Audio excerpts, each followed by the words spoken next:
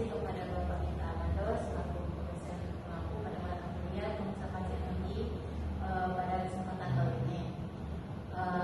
Perkenalkan, saya Gita Ismail selaku moderator yang akan memandu jalannya presentasi kali ini.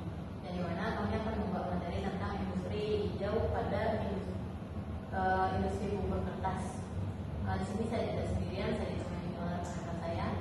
Saya berkenalkan dengan nomor 653.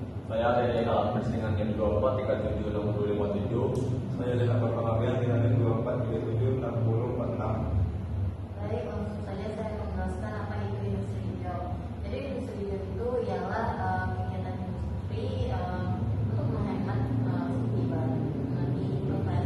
Jadi tujuan dari industri hijau ini itu supaya industri itu bisa berjalan dengan efisien tanpa mencemari alam.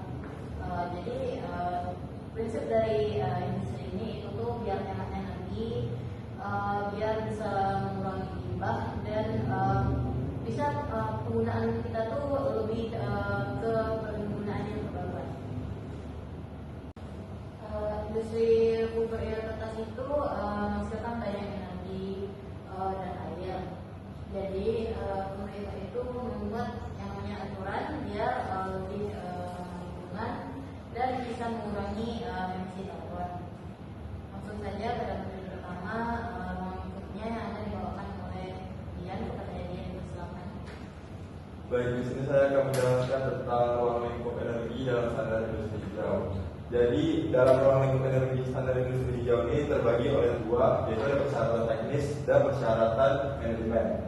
Jadi pada persyaratan teknisnya itu terdiri dengan energi, proses produksi, limbah dan emisi gas rumah kaca. Serta yang pada yang kedua itu ada persyaratan manajemen. Manajemennya ini terdiri dari kebijakan dan organisasi, perencanaan strategis dan pelaksanaan dan pemantauan. Jadi pada penghematan energi ini bisa dilihat di sini dari tujuannya itu adalah untuk menghemat energi dan meningkatkan penggunaan energi ramah lingkungan. Dari batas energinya bisa dilihat serta batas energi listriknya. Selanjutnya, Terima kasih. selanjutnya dari produksi yang akan dibawakan oleh Dian. Baik, terima kasih kepada moderator. Yang dimana ada proses produksi, tentu ada tujuannya yang dimana menjaga agar proses produksi hemat dan berlancar dengan melakukan efisiensi dan dengan alat ukur yaitu OEE yang dimana memiliki minimal 80%, artinya masih terbaik dan tidak boros energi. Adapun komponen yang meliputi yang pertama itu adalah ketersediaan waktu, kecepatan produksi, kemudian kualitas dan hasilnya.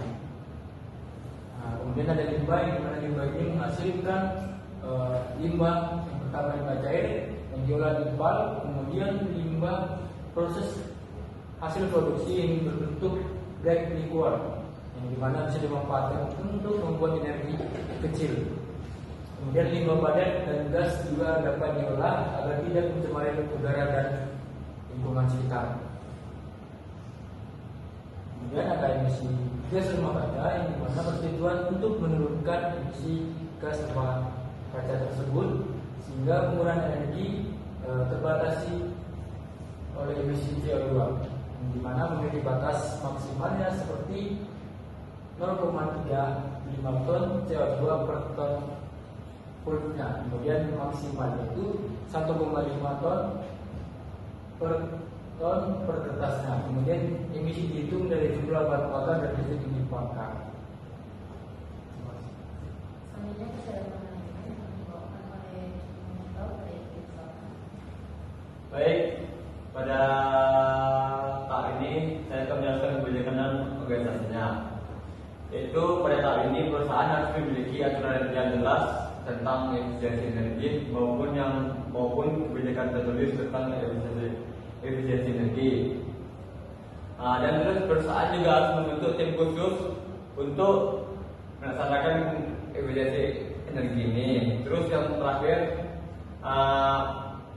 karyawan perusahaan itu harus dapat mengelola efisiensi energi tersebut. Selanjutnya ialah perencanaan dan strategis. kedua ini yaitu perencanaan strategis. Di sini perusahaan bertujuan untuk menyusun rencana yang jelas untuk menghemat energi sekaligus mengurangi emisi untuk menentukan tujuan dan target efisiensi energi. Fokusnya ada beberapa seperti yang dilihat. Yang pertama adalah penggunaan energi terbarukan, kedua pengurangan emisi karbon, dan yang terakhir adalah efisiensi bahan bakar dan listrik. Dan pada tahap ketiga ini ialah pelaksanaan pemantauan. Perusahaan harus menjalankan program energi hijau secara terus-menerus. Dan pelaksanaannya juga harus terjadwal.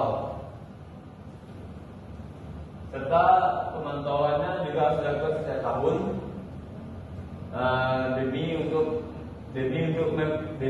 memperbaiki sistem agar makin hemat energi.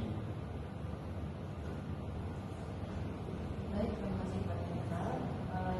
Dari presentasi kami dapat disimpulkan kalau misalnya analisis itu adalah sebuah hal yang penting untuk menerapkan yang namanya ke industri hijau.